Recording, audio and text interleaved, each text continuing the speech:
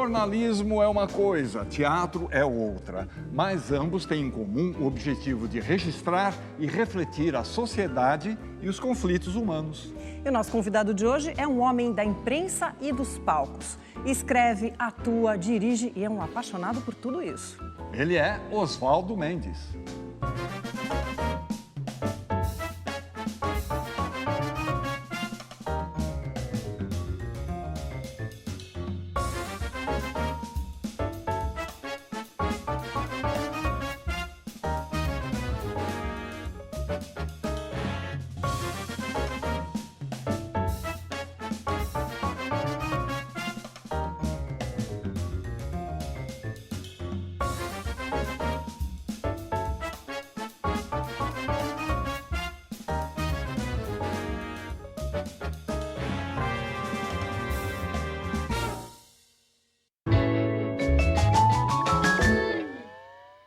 Oswaldo, muito obrigado por ter aceitado o nosso convite. Seja muito bem-vindo. Eu é que agradeço. Oswaldo, vamos começar falando da sua vida profissional, que sempre se dividiu entre o jornalismo e o teatro. Por muitos anos, o jornalismo e o teatro que você exerce até hoje. Existe algum tipo de contaminação entre o ofício do jornalista e o ofício do dramaturgo? Quer dizer, a realidade e a ficção? Eu acho que tem tudo a ver o trabalho em jornal, de jornalista, de escrita e trabalho de ator. Na verdade, eu não saberia distinguir, porque na minha vida eu fiz essas duas coisas o tempo todo, é uma coisa impressionante. Eu acho que os dois se completam. Se completam. Um contamina o outro. Um contamina o outro, porque os dois olham para a realidade, né? Uhum. E olham para a realidade do seu tempo. Eu vou estudar no passado e tal. No caso do teatro, se eu vou escrever uma peça, ou se vou fazer um personagem, eu vou estudar. E olho para trás, projetando para frente e para o tempo presente. E jornal é o tempo presente. Perfeito. Agora, você falou que é de Marília, né, interior de São Paulo. Sua mãe era costureira, seu pai ferroviário. Ferroviário. E que lia 2 jornais por dia. E foi daí que veio o teu hábito de ler os jornais? Isso eu acho uma coisa que é um hábito que acho que todo mundo devia ter. Porque na época, imagina, eu fui alfabetizado em 1950, 51, eu sou de 46. Então, o que eu lia era o Correio de Marília e o Jornal de São Paulo. Eu lembro que o primeiro jornal era o Correio Paulistano. Depois, o Correio Paulistano fechou e meu pai começou a assinar a Folha de São Paulo, que era a Folha da Tarde, Folha de São Paulo, enfim. E eu li esses 2 jornais religiosamente todo dia. Eu fui alfabetizado dentro do jornal, porque livro a gente não tinha acesso a livro como se tem hoje. Livro era uma raridade, né? Então, os jornais me alfabetizaram. E até hoje, cara, aos 76 anos de idade, eu acordo de manhã, eu não consigo começar o dia sem ler jornal. Atualmente, a gente já sabe tudo o que aconteceu, né? Você pega o jornal e fala assim, como sempre, o jornal do dia sempre é o jornal da véspera, né? Não tem jornal do dia, né? Então, isso eu agradeço aos meus pais. Quer dizer, na simplicidade deles, sabe? Meu pai sabia isso. Ele falou assim, bem, ler é fundamental. Você começa a ler jornal. Mas, Oswaldo, além dos jornais, o teatro também entrou bem cedo na sua vida. Provavelmente deve ter sido na escola. O que você fazia? Como é que era? Atílio, meu irmão, eu morava em Marília, como falei, e no vizinho de casa tinha um cortiço. Cortiço, várias casas, de pessoas muito simples.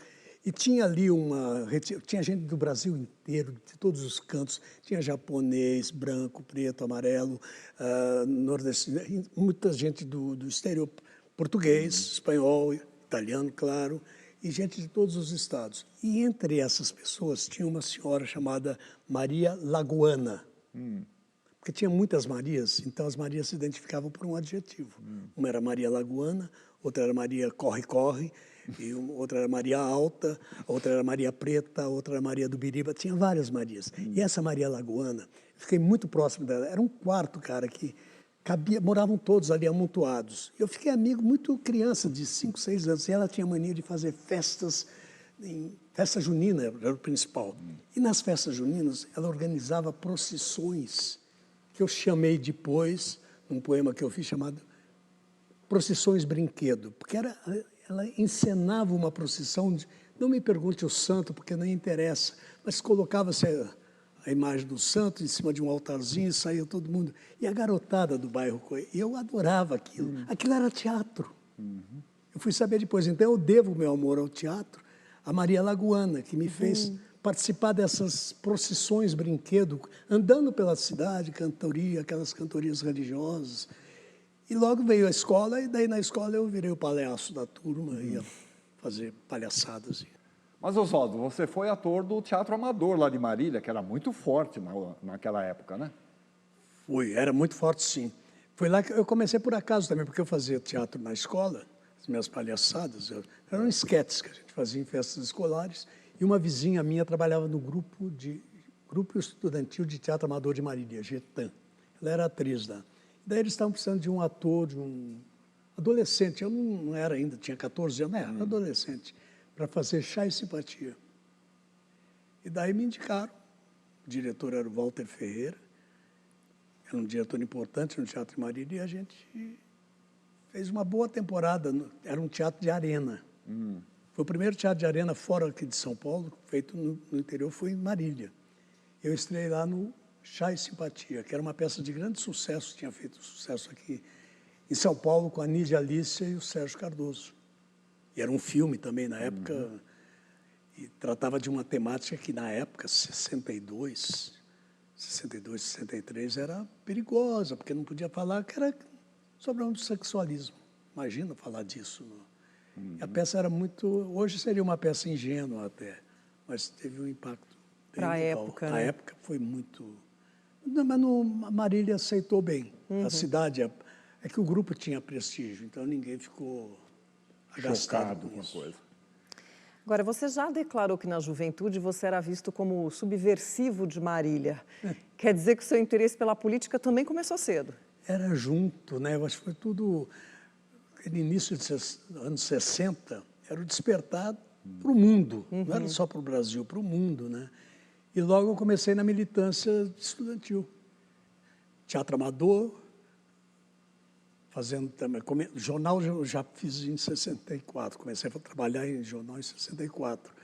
E daí comecei a ser presidente, fui ser presidente da União Marilhense de Estudantes Secundários. O que me permitiu ir participar aos 16 anos do primeiro Congresso Nacional de Alfabetização e Cultura Popular em Recife, promoção do governo do Miguel Arraes, onde um jovem, então, educador, apresentava o seu método, que era o Paulo Freire. E lá eu conheci um grande amigo para a vida inteira no teatro, que é o Chico de Assis. Agora, tudo bem, militância, política, né? União dos estudantes, o teatro, Chá e Simpatia e tal. Agora, sua mãe reclamava que você não queria trabalhar, como é? Você não vai arrumar um emprego? E seu pai parece que segurava a onda, né? É verdade, o seu Oswaldo era muito tranquilo. Já a dona Conceição ficava cobrando. Imagina, você já está com 16 anos, vai fazer 17 anos e não vai trabalhar, tem que trabalhar. Meu pai falou assim, está faltando alguma coisa em casa? Não está faltando. Então deixa o menino estudar e fazer as coisas dele. Um dia com essa mania, como eu falei, de todo dia acordar, pegar o jornal, daí eu comecei a estudar à noite, ou seja, tinha o dia inteiro para fazer militância. E aí eu acordava, claro, tarde, porque acordar 8 horas, 8 e pouco, no interior naquele momento era tarde. Hoje eu acho cedo demais. Acordava, ia para o banheiro, sentava no troninho e ficava lá lendo o jornal. Enquanto não acabasse de ler o jornal, eu não saía. A dona Conceição ficava em pânico, né? Ah, vai sair quando? Não sei o quê, vai ter que trabalhar. Um belo dia eu saio do banheiro e falo assim, dona Conceição, calma, acabei de arrumar emprego. Você, como arruma esse emprego? Sentado nesse trono aí a manhã inteira, como é que você vai achar emprego? Você achei o jornal Correio de Marília, está atrás de gente, de estudantes que queira se iniciar na carreira de jornalista. Vou lá, vou falar com o seu Anselmo Scarano, que era o diretor do jornal, eu vou pedir emprego e vou começar a trabalhar. E assim foi. E assim foi. Ela não acreditou, depois ela morria de rir. Assim, você nasceu virado para a lua.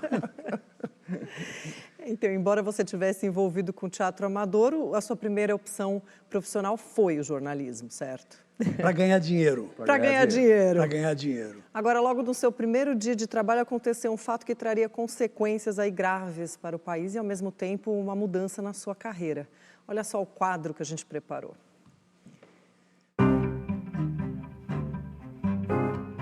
Desde o início da República, em 1889, não foram poucos os golpes, renúncias, mortes, atentados, impeachments e até suicídios que fizeram o Brasil mudar de rumo de tempos em tempos. Em 1961, quando houve a renúncia do presidente Jânio Quadros, o seu vice, João Goulart, se encontrava em missão oficial na China e teve a sua posse rejeitada por ministros militares que preferiam que ele sequer voltasse ao país. A solução encontrada pela Câmara foi confirmá-lo no cargo, mas num sistema parlamentarista, com poderes presidenciais restritos. Porém, o parlamentarismo acabou não vingando e não demorou muito para que Jango assumisse plenos poderes. Num histórico dia 13 de março de 1964, ele fez o famoso discurso da Central do Brasil, defendendo as reformas agrária, tributária, eleitoral e outras. Discurso esse que exaltou os ânimos das Forças Armadas e que resultou no golpe militar 2 semanas depois. Naquele mesmo dia, o jovem Oswaldo Mendes iniciava sua carreira jornalística.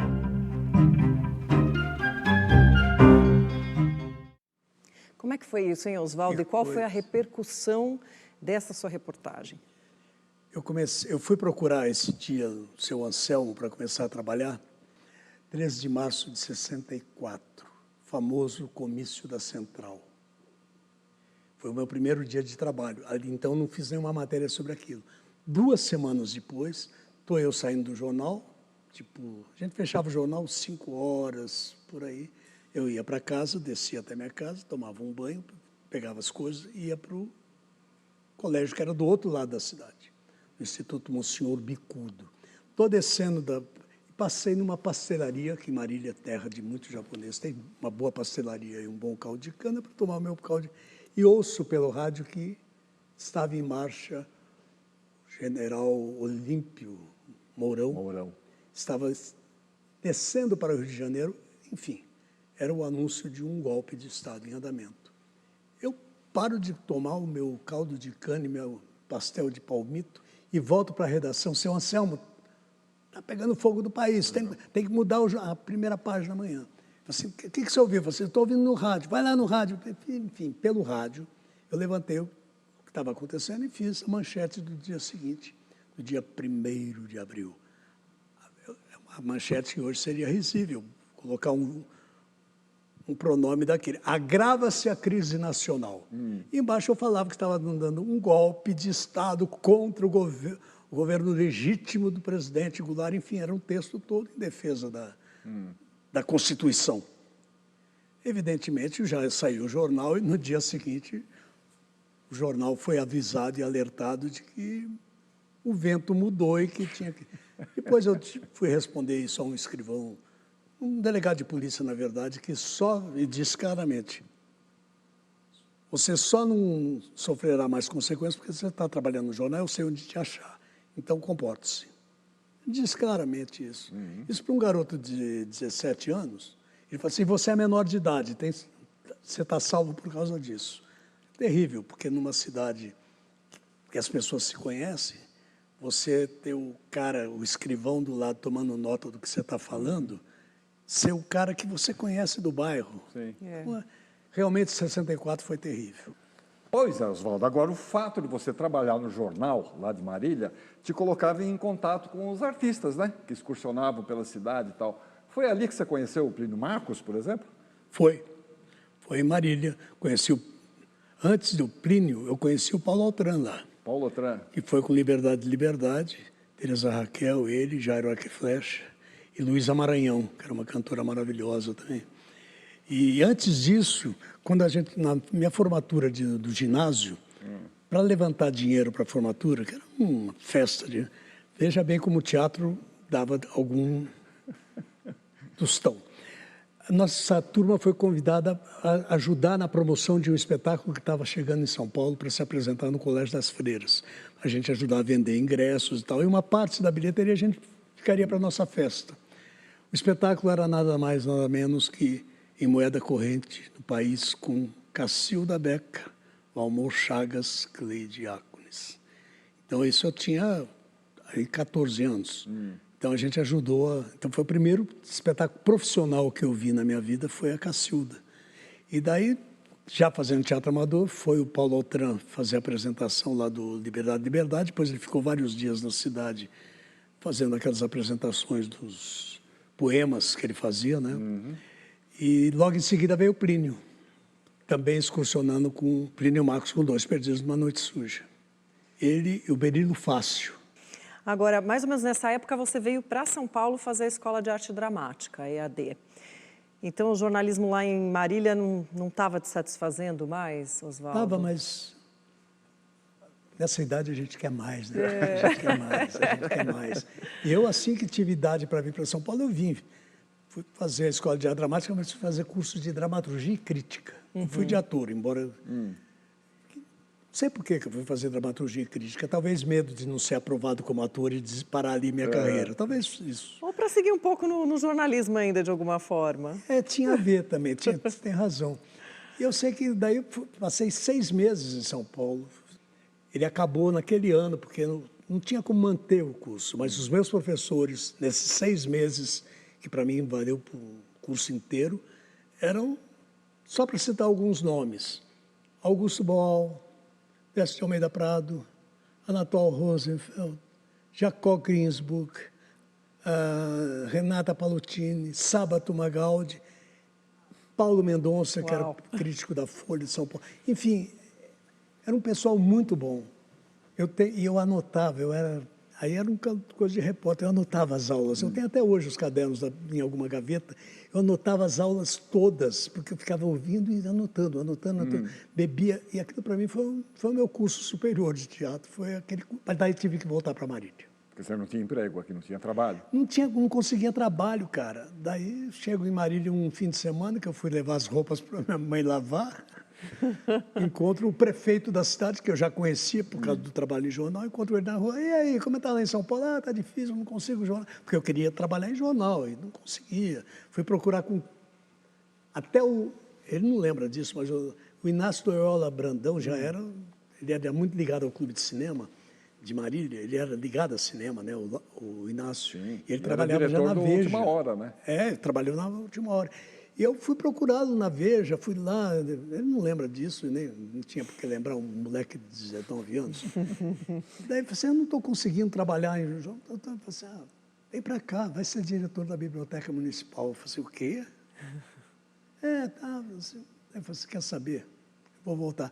E uma coisa que eu percebi na minha vida, talvez antecipando alguma coisa, você vai perguntar. Isso é herança do meu pai. Eu nunca tive pressa na vida. Isso eu constatei muito recentemente. Assim, eu caminho sem pressa. Eu sei para onde eu vou. Mas não vou. Ainda mais nessa idade agora, menos ainda. Com certeza, para quê? Com certeza não é a herança da dona Conceição. Não, a dona Conceição queria eu... Exatamente, ela queria 500 por hora. Ela era filha, primeira geração de imigrantes italianos aqui, que vieram aqui... Uma mão na frente e outra atrás. Agora, você entrou na biblioteca e agitou aquele espaço, né? Claro, comecei a agitar, fazer coisas, cursos. Entrei em contato com o Clube de Cinema para fazer cursos de promoção da biblioteca junto com... Enfim, era um antro de agitação. Cursos de cinema, de teatro. Falei com o pessoal da Biblioteca Municipal. Editamos um livro que era mimeografado. E sabe quem era um dos... ávidos leitores, que todo dia estava lá e ficava perguntando, que livro tem novo? Que livro tem novo? Valcir Carrasco. Olha. Que ele era de uma cidade vizinha, estava estudando em Marília. Então, essa lembrança eu tenho do Valcir. O Valcir era um leitor muito curioso. Bom, eis que um dia você decide vir, em definitivo, para São Paulo. Vamos falar sobre isso daqui a pouco, no segundo bloco? A gente volta já com Oswaldo Mendes.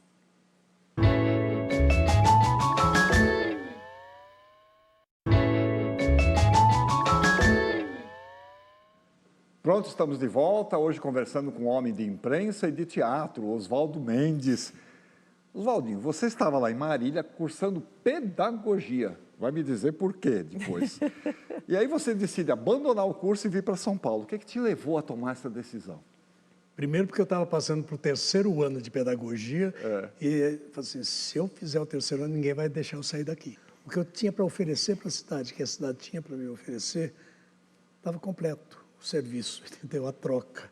Eu acho que eu recebi muito da cidade e tinha retribuído na medida dos meus recursos até então. Eu falei assim, agora eu tenho que aprofundar isso. Então não dá para continuar aqui, agora eu tenho que dar um salto definitivo. Foi por isso que eu interrompi o curso de pedagogia, que eu fui fazer, na verdade, com o objetivo, na época a gente chamava de ser estudante profissional. Na verdade, você fazia um curso para poder continuar fazendo militância política e tudo mais, né? Na verdade, mas foi um curso me ajudou muito, o curso de pedagogia, principalmente num capítulo, História. A história da educação me ajudou a entender a história por um outro ângulo. A gente aprende sempre quando quer, né? Aí você resolve novamente para EAD. Só que não era fácil, né, conseguir vaga naquela escola, né? Muitos candidatos, exame de seleção, como é que foi? Pois é, daí eu falei assim, não, agora eu vou fazer o exame para ator. Para de brincadeira. Decidi. Aí se não entrar, tudo bem, desisto, vou fazer outra coisa na vida. E fui fazer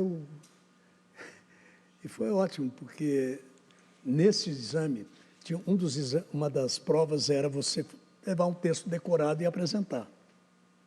E o teatrinho da escola era bem pequenininho, onde é a Pinacoteca hoje, era a Escola de Arte Dramática.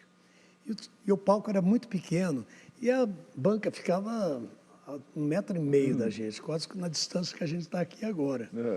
E daí eu subo no palco, falo assim, tem que anunciar o texto que você vai falar, que você decorou, e eu, petulante, assim, Hamlet, Shakespeare, ato tal, cena tal, o monólogo da carne, né, o solilóquio da carne. Ah, se essa carne muito poluída pudesse derreter-se, transformar-se em água. Eu começo a falar, eu só vejo na primeira fila o professor Paulo Mendonça, que era crítico da Folha, e tinha 2 metros de altura, né? Foi ator, começou como ator no TBC, mas não deu certo, foi para o jornalismo. Eu só vi ele se afundando na cadeira. Eu falando, lá vem farofa, né? Eu imaginei a cara dele. Petulância, né? Mas eu falei lá o texto e tal, acabou, aqueles aplausos protocolares, fui aprovado. No primeiro dia de aula ele falou assim, eu não ia deixar você abrir a boca. Quando você falou que o texto que você tinha decorado, eu ia parar ali e falei assim, pode ir embora, pode ir embora, pode ir embora. Mas eu deixei. Não falou bem não, falou mal para burro, mas vai aprender aqui agora. Ficamos amigos, o Paulo Mendonça, que abriu as portas para mim na Folha de São Paulo. Olha. Agora, lá na EAD, fazendo curso de ator, você teve um episódio também com a Eleni Guariba, a tua turma chamou a Eleni para dirigir. Como é que foi essa história com a Eleni? Pois é, a Eleni Guariba era uma jovem promissora diretora de teatro, tinha feito um espetáculo muito elogiado em Santo André, que era Jorge Dandan, do Molière. E a nossa turma, no primeiro ano, tinha que escolher um diretor para trabalhar com a gente naquele semestre, no primeiro semestre. E surgiu o nome da Eleni, falei assim, vamos atrás da Eleni. Alguém, que eu acho, talvez tenha sido o Osmar de Pieri, que era um ator da minha turma, e que era lá do ABC, e que tinha contato, enfim, marcou com a Eleni. Um sábado à tarde ela iria na Escola de Arte Dramática para conversar com a gente e escolher que texto fazer, que espetáculo montar com a nossa turma. Fomos, nesse sábado à tarde, esperar Eleni, que nunca apareceu. Eleni, a ditadura sumiu com ela. Até hoje não se sabe o que aconteceu com a Eleni Guariba. Eu não cheguei, portanto, a conhecer a Eleni. No dia que eu conheceria a Eleni, a ditadura roubou ela de nós. Ela foi levada para Petrópolis, se não me engano, né? Depois tem toda a história dela. E se um tributo eu posso ter prestado à memória da Eleni, foi 10 anos depois, quando eu dirigi a peça do Lauro César Muniz, Sinal de Vida, que se referia ao desaparecimento de uma militante. e que não era citado o nome, mas era certamente Eleni. Espero que, de alguma maneira, a gente tenha feito justiça. Você estava por aqui cursando a EAD, sem emprego, e aí que surge o trabalho na Folha Ilustrada. Pois é. Como é que Paulo foi? Mendonça. Foi por ele, claro. Porque daí eu estava procurando e não conseguia emprego. Daí um dia eu cheguei, ô professor, o senhor está lá na Folha, eu estou atrás de emprego, não sei o que, não consigo. Um dia seguinte chegou lá e falou assim, vai lá na Folha e procura lá o Cláudio Abramo. Logo quem? Uau. O Cláudio Abramo, que já era papa no jornalismo brasileiro, né? Eu sabia, falei assim, bem, Cláudio Abramo... Cheguei lá e o Cláudio Abramo falou assim, você faz escola de arte dramática? Aluno do Paulo Mendonça, vai para a Ilustrada. Você vai para aquele pessoal lá. Eu fui e comecei a trabalhar na Ilustrada, fazendo tudo que é matéria. Era o reduto dos estranhos, né? Dos inúteis. Dos extravagantes. Dos extravagantes. E foi ótimo, porque ali eu peguei a cobertura de várias coisas. Eu peguei a cobertura da estreia do Balcão, eu peguei os testes para a escolha do elenco do Hair, Uau! grande musical, estreou em 69. Eu vi o teste da Sônia Braga no TBC. Vi a Sônia, Neila Torra, vi o do Nuno Leal Maia, eu vi o teste de toda essa gente. Eu estava lá como repórter. Só que a Folha não me pagava, cara, e não contratava. Fiquei 3 meses. Eu cobrei isso do meu querido e falecido Otávio Frias Filho. Assim, a Folha me deve 3 meses de trabalho. Fui estagiário lá e trabalhei todo dia e não recebi um mísero. Ele morria de rir. Não acredito. Mas foi bom, né? Foi bom, Foi não. bom, E depois também, dali eu emendei para a última hora. Exato, então. Agora, nessa época é que acontece a sua estreia como ator profissional na Missa Leiga, não é? Em 72. Isso já é depois. Texto do Chico de Assis, direção do Adhemar Guerra. A gente tem um depoimento de alguém que participou desse espetáculo. Oi, Oswaldo Mendes. Carinhosamente falando, patota do Adhemar. Nós somos todos patota do Adhemar. Você cruzou na minha vida num momento muito especial, lá atrás, na Missa Leiga. Aí fomos trabalhando. Aí, de repente, nasce essa coisa de balé estágio, da qual você faz parte. Você fundou, você ajudou. Nada ajudou, continua ajudando, você está sempre presente. Mas eu fico muito feliz porque eu também estou presente na sua vida, viu? Não dá para me jogar fora assim, sem mais nem menos. Te adoro, acho você fantástico, um jornalista que não existe outro. E agora um grande ator, o que fazer, né? O que a gente pode fazer, né, Oswaldo? Você é grandão, Oswaldinho, Oswaldão, Oswaldon. Te adoro, viu? Saudades, muita vontade de conversar com você sempre. Beijo e muito obrigado por tudo. Não é uma amiga, né? É uma irmã. Eu conheci também nessa época do Ré. Daí ficamos amigos. Sim, ela coreografava o Ré. Ela coreografava o Ré, depois foi coreografar o Missa Leiga. Daí é amizade de uma vida inteira, né? Marca é irmã.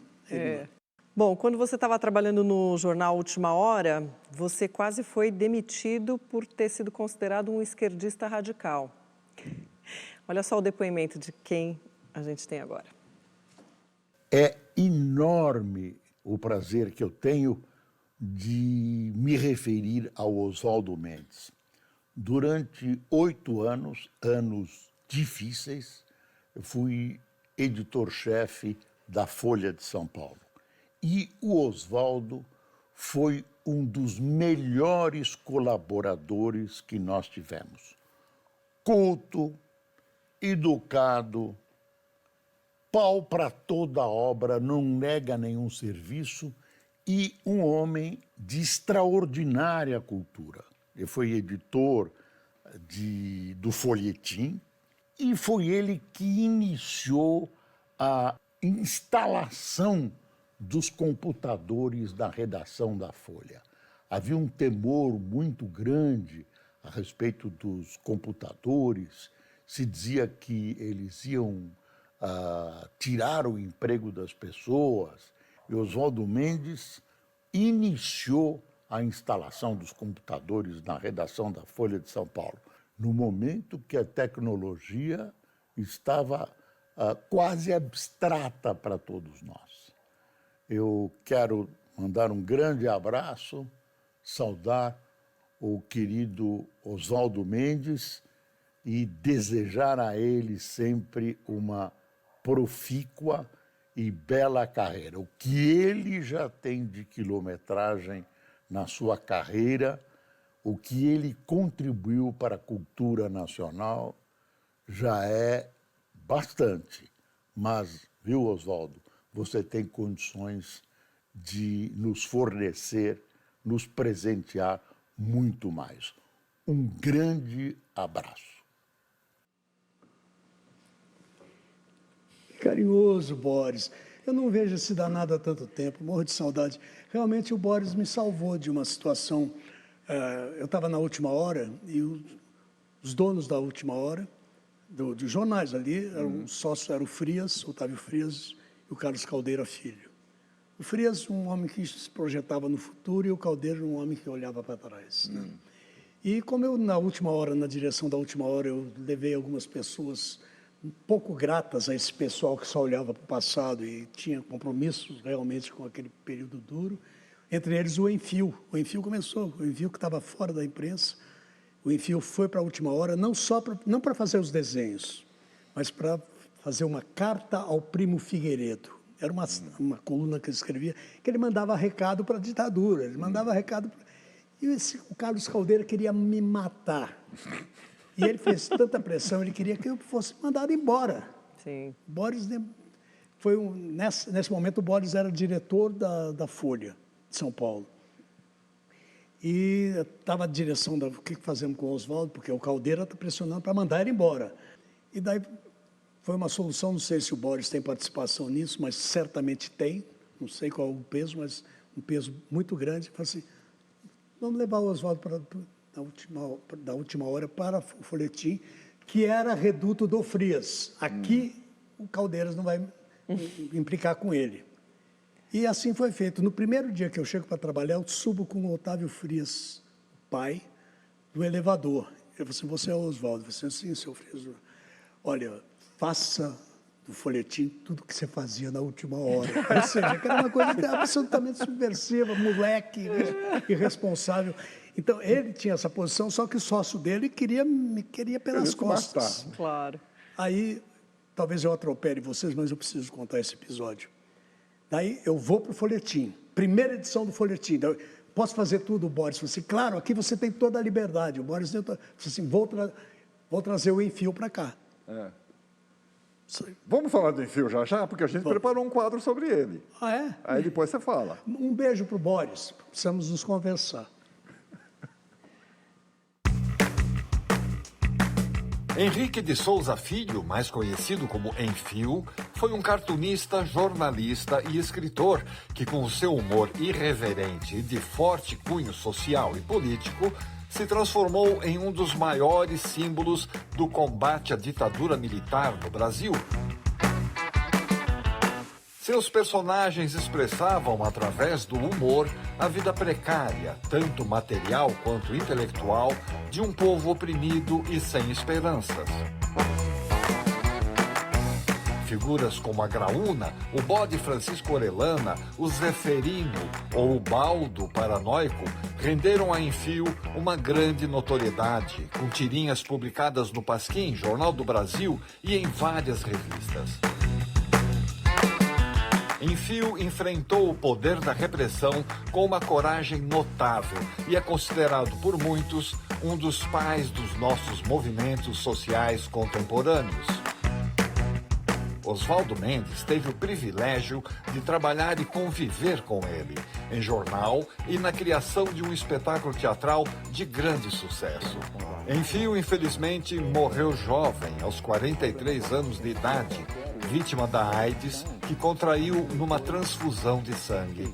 Foi uma voz fundamental na luta pela democracia e pela justiça social.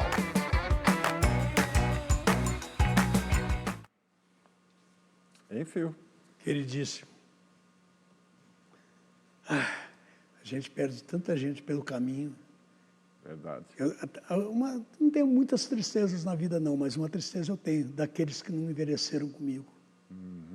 Muitas pessoas não envelheceram, né? Eu chego nos meus 76 anos, podia estar com o Enfio, envelhecendo juntos. Exatamente. Nossa, ele Né? se foi Tantos muito outros. jovem, né? Isso realmente é... E você estava contando do primeiro dia que o Enfio chegou no jornal. Evidentemente, eu estava na direção da Última Hora e falei assim, Enfio, vamos trabalhar lá? Eu falei assim, vamos, mas eu não quero desenhar, não. Quero mandar carta ao primo, porque ele fazia cartas à mãe na revista Isto É. Que ele mandava cartas para a Dona Maria, mãe dele. Cartas da China. E daí eu falei assim, eu quero fazer cartas ao primo Figueiredo, que estava sendo indicado para ser presidente na sucessão do Geisel. E assim começou a nossa amizade. O seu primeiro trabalho como dramaturgo foi o texto de Um Tiro no Coração, né, que relata os últimos dias de vida e o suicídio do ex-presidente Getúlio Vargas. Uma pessoa que participou desse trabalho te mandou um depoimento. Olha só. Seu Oswaldo, é Dona Valdereza aqui, a sua amiga de tantos anos, meu Deus do céu, melhor nem... Bom, agora eu não escondo mais idade, né, 82 anos. Você que não anda falando exatamente quanto você tem, né? O tempo passa, né, meu querido? Nossa, quanta coisa a gente fez juntos, né? Mas eu tava pensando assim, você é uma pessoa muito especial, só pode ser, né? Porque até hoje eu não encontrei uma pessoa que falasse mal de você. Você é unanimidade. Você viu a responsabilidade de você ser unanimemente amado como você é? Oh, não se esqueça que eu sou responsável por ter trazido você de volta para o teatro, porque você tinha se enjoado um pouquinho. Aí você veio novamente como ator, como diretor, como autor, enfim, todos os instrumentos, né, da orquestra você toca, e sempre muito bem. E pensar em tanta coisa que a gente fez juntos, né? Não, eu estava falando para um amigo, o Atílio, que eu queria colocar de um lado a minha foto de vedete maravilhosa na tua peça, Um Tiro no Coração, e do outro lado eu velhinha, cabelinho branco. Assim, eu era assim, fiquei assim. Oh, meu querido, eu te amo de verdade, tá? Muita gente faz a cama no que chama mar de lama pra acordar no paraíso. É a porta dos fundos que eu entro nessa história. Linda, Valderez. Outra irmã, né? Outra irmã. Tem uma coisa que ela fala aí, a Valderez, que é verdade. Quando eu estava na Folha, já nessa época, o Boris lembra bem disso. Chegou um dia que eu cheguei na sala do Boris e falei assim, Boris, me manda embora. Disse, por que você quer ir embora? Porque eu quero voltar para casa. Minha casa é o teatro, cansei, o que eu tinha que fazer na imprensa eu já fiz, me manda embora. Eu falei assim, vai falar com o Frias, o seu Frias. Eu fui falar, você está mandando falar com o dono do jornal. Eu falei assim, então vai lá. Subi com o seu Frias, falei assim, seu Frias, me manda embora. Você vai para onde? Eu falei assim, vou para casa. Você vai para algum jornal, outra revista? Eu falei assim, não, eu quero ir para casa. Eu não tenho mais casa, eu vou lá para tomar banho, trocar de roupa e venho para cá, estou perdendo amigos, amores, tudo, porque tudo é o jornal, não quero mais, chega, eu quero voltar para casa e já queria voltar para o teatro, porque eu já estava escrevendo a peça do Getúlio, Um Tiro no Coração. Liguei para Valderez e falei assim, Val, parei com a imprensa, não quero mais, já foi, eu estava com 40, 43, 40, por aí. Falei assim, chega, agora eu vou voltar para o teatro e agora quero trabalhar de cabeça no teatro, fazer tudo o que eu quero fazer em teatro. Ela falou assim, que bom, eu estou saindo. Assim, como você está saindo? Eu cansei, não dá, não tem trabalho, o trabalho é muito ruim, é muito penoso, o teatro é isso, o teatro... Toda aquela choradeira que nós de teatro sabemos, atores e atrizes, não dá mais. Eu falei assim, você está saindo? Eu falei assim, eu estou chegando. Val, segura mais um pouco. Eu sei que eu fiz um monte de coisa, daí um dia ela liga e falou assim, quer fazer a Gaivota? Do Tchekhov? O Marco Rica vai fazer, me convidou, você não quer fazer? E daí? Então, por isso que ela diz, um dia que eu trouxe de volta, e foi ela mesma, ela que falou assim, não, então venha, mas eu estou saindo. Legal, Oswaldinho, nós vamos fazer mais uma breve pausa, voltamos daqui a pouco para a gente falar dos seus livros e das suas atuações mais recentes, pode ser? Vamos lá. Vamos embora. Voltamos já com o Persona.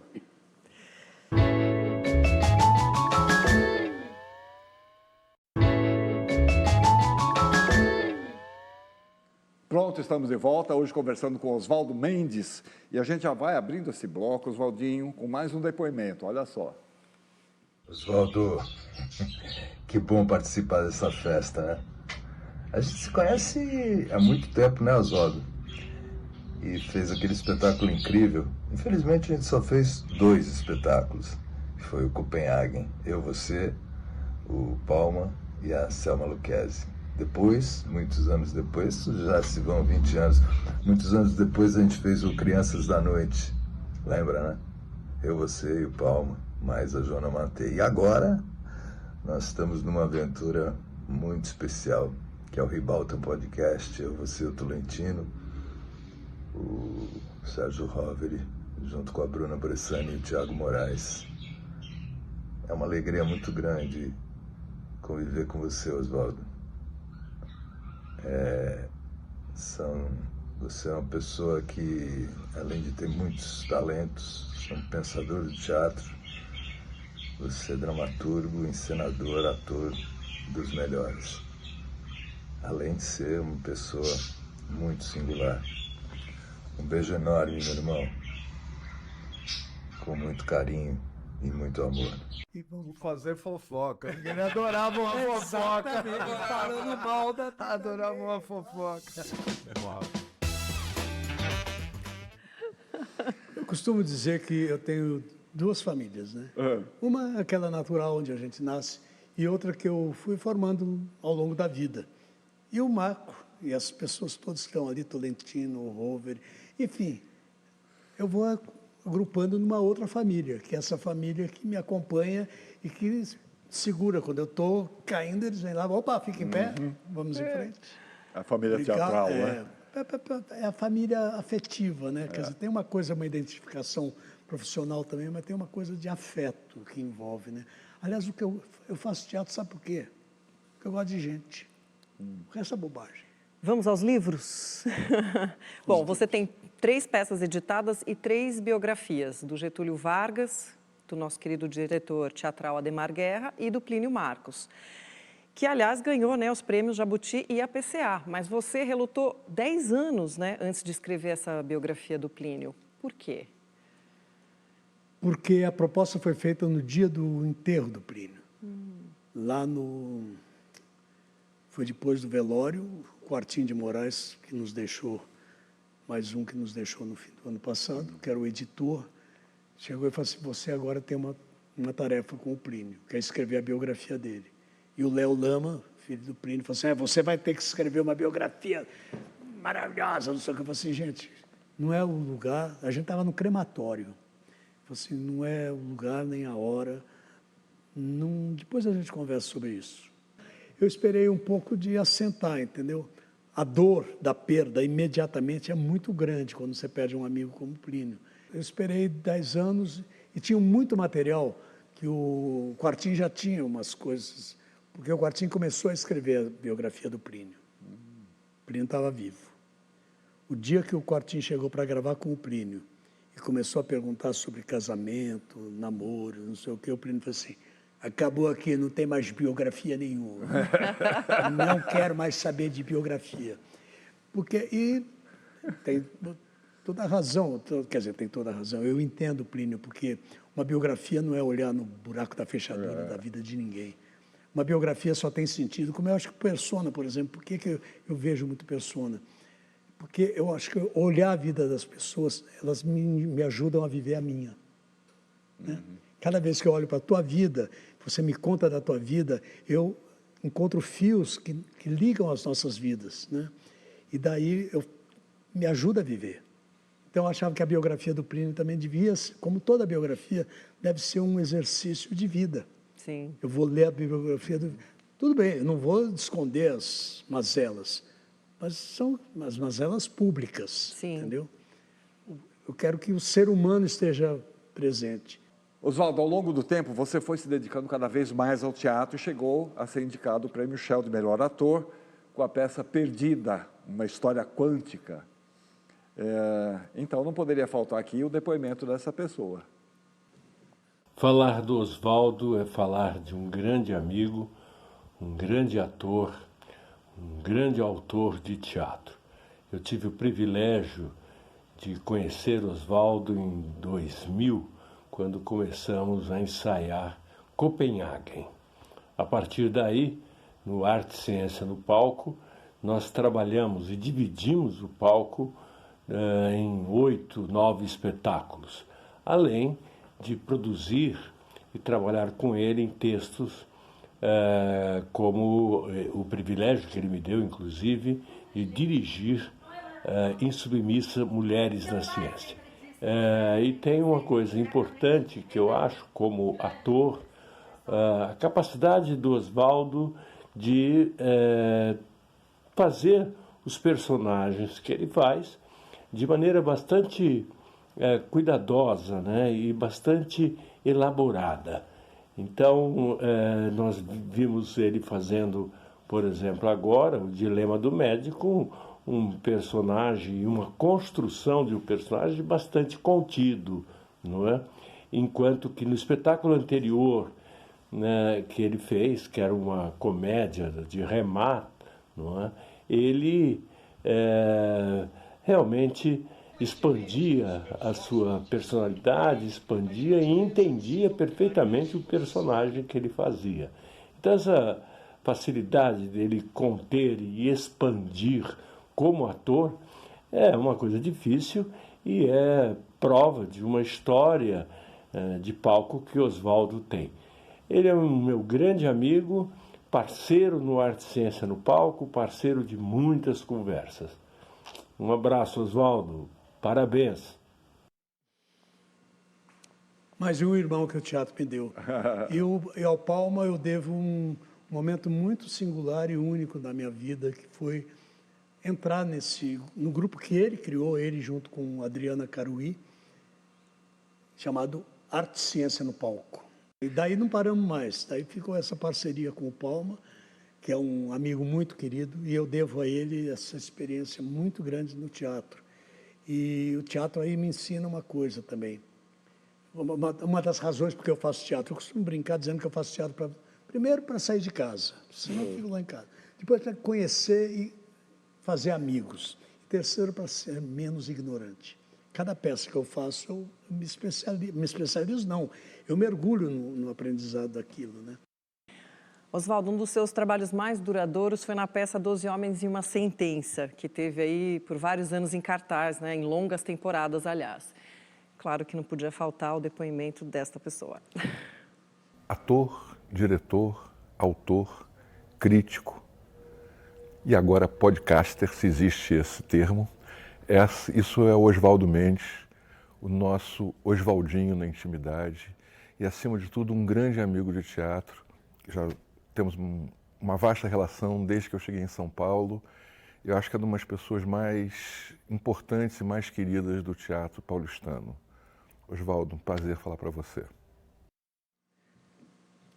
Mais um da família. Mais um da A família é grande. Eu consegui uma família muito grande. O Eduardo, só uma correção ao Eduardo. A única coisa que eu não fiz na minha vida foi crítica. Nunca fiz crítica de teatro. Por uma razão muito simples. Eu fazia teatro. Eu acho que não me sentiria desconfortável. Eu sou crítico, sim, mas em jornal eu nunca publiquei nada. Podia dar uma opinião, mas não fazer crítica, não. Porque é uma coisa muito séria fazer crítica. Agora, Osvaldo, o seu trabalho mais recente no teatro é no espetáculo Dilema do Médico. Você faz o Sir Patrick Cullen. Antes dessa peça, você já havia feito o juiz Wust, é isso? Wust. Na peça A Pane, do suíço Friedrich Dürrenmatt. Textos primorosos, né? Você, como jornalista e dramaturgo, deve ser um apaixonado pela palavra. Alguma dúvida? Alguma dúvida? E tem uma coisa que é ótima, depois da pandemia, todo mundo fala assim, como é que vai ser? As pessoas amam a palavra, cara. Estou vendo isso. Na Pane do Dürrenmatt, a gente percebia isso, né? Que é um outro canal, o canal da comédia rasgada, né? E agora, com Bernard Shaw, quem é que não se delicia com o texto do Bernard Shaw? Porque é a inteligência presente, né? Como no Dürrenmatt é a inteligência presente. E como eu disse, o público gosta de pensar, o público gosta de ser desafiado por ideias, né? E a palavra é a que fica, né? É que fica, no teatro é que fica, porque se for a diversão, o entretenimento, a televisão, eu não saio de casa. Se eu estiver atrás só do entretenimento, ou de dar boas risadas, até eu posso ter isso no teatro também. Mas se esse é o meu único objetivo, eu posso ficar em casa. É muito chato ficar em casa, né? A gente não encontra as pessoas. Vai ao teatro, é melhor. É isso aí. Então, nós temos um último depoimento para te mostrar, que é esse aqui. É um prazer poder falar do Oswaldinho, dizer o quanto eu sou grata por ele ter aceito o meu convite para integrar o nosso elenco, né? Porque o Oswaldinho é um ator muito especial, porque além de ser um ator com treinamento clássico de ator, uma dicção, um saber estar em cena fantástico, né? Ele é um homem, um cidadão de uma cultura, de uma inteligência, ele é um homem tão informado e de um padrão ético tão elevado, tão lapidado, que é uma garantia, ele é um eixo dentro do elenco. E que maravilha é poder ter um ator que sabe tudo que fala em cena. Ele torna tudo que ele fala interessante. Ele vai até a medula dos pensamentos, com tanto humor, com tanta leveza, com tanta clareza. Né? Ele tem um entendimento tão excepcional de cada personagem que ele faz. Que maravilha, Oswaldinho. Como eu sou grata por você estar lá com a gente. Como eu adorava o Salim Simão que você fazia na montagem do Tapa, do Anti-Nelson Rodrigues. Aquele homem existia em carne e osso, né? Porque ele existiu. E você compreendia aquele jornalista e trazia ele pulsante ali em cena. Você, em 12 Homens em uma Sentença, a sua presença naquele elenco, meu Deus, que maravilha, sabe? I love you. Tomara que a gente possa estar junto muitas vezes em muitos trabalhos. É uma honra trabalhar com você. A honra e o prazer. A Clara, como diretora, ela tem um cuidado com o ator que é lindo, né? Ela trabalha, ela gosta de ator. Aliás, Clara, você acho que é a quarta, quinta mulher que me dirige. Eu adoro ser dirigido por mulheres. Quero que elas me dirijam sempre. A Clara, ela é uma diretora minuciosa, carinhosa, ela não tem estresse, entendeu? Então, isso eu é que agradeço, Clara. Eu é que agradeço. Quando você falou do Bernard Shaw, já me deu um arrepio. Você, Bernard Shaw, depois o Sérgio Mastropasso, a equipe toda que você reuniu, meu Deus, eu quero é mais. É isso aí. Bom, Oswaldo, para encerrar o programa, a gente queria te perguntar... Na verdade, você já expressou durante o programa todo o seu encanto pelo teatro, mas para a gente finalizar, o que é o bom teatro? O que é um bom teatro? Primeiro tem essa coisa da palavra, né? Eu peguei isso aqui porque tem um texto que eu amo no teatro. Eu sei decor, mas com medo de não... Eu queria deixar como a minha última mensagem. Por favor. Que não é meu. Por favor. É de um dos poetas do teatro, Tchekhov. Na sua peça A Gaivota, que eu fiz com a Valderez, que foi a minha rentrée para valer o retorno. Que é o monólogo da Nina, que é uma jovem atriz que disputa com a atriz Arkadina, e ela quer chegar até lá e tem uma disputa. No fim da peça tem um monólogo dela que ela diz simplesmente isso. Agora eu sei e compreendo em que consiste o nosso trabalho. Tanto faz se representamos no palco ou se escrevemos. O principal não é a fama, não é o brilho, não é aquilo com que sonhamos, mas é saber resistir. É preciso saber carregar a sua cruz e acreditar. Eu creio e a minha dor diminui. E quando penso na minha vocação, não tenho medo da vida. Tchekhov. Anton Tchekhov.